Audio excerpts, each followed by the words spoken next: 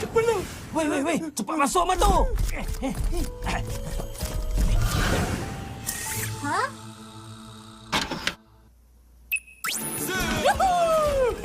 Bersedia untuk dikalahkan. Buat kali ke-15. Jangan haraplah. Aku dah praktis banyak kali malam semalam tau. Ini rumah Pian. Macam mana kita boleh sampai kat sini? Itu tak penting. Sekarang ni, apa salnya orang main silat tak ajak kita? Kau dengar tak tu, Dik?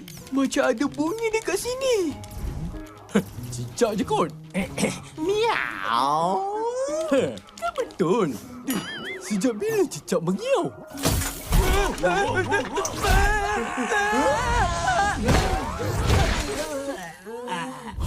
Apa tu? Lari Pian! Jangan lari. Mana korang nak lari, ha? Jadi? Jangan Pian. Maaf, Dik. Aku tak boleh simpan rahsia dari kawan aku lama-lama.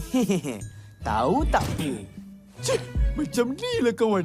Bila ada kawan baik, kawan biasa dilupakan. Sebenarnya, hari Rabu lepas Abang Bok lambat habis aku. Jadi, aku terpaksalah balik rumah jalan kaki. Masa aku balik sekolah, aku ternampak satu pintu yang pelik. Aku pun cubalah nak buka pintu tu. Bila aku masuk, entah macam mana, aku terus muncul dekat rumah Di.